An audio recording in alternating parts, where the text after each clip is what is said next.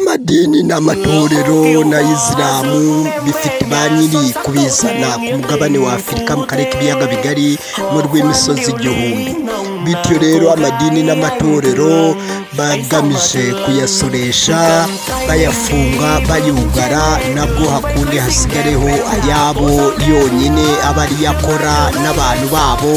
babashiremo bakontrolinge abantu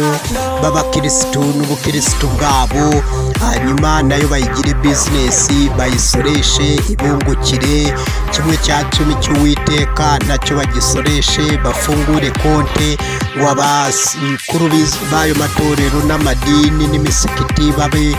baverisaho amafaranga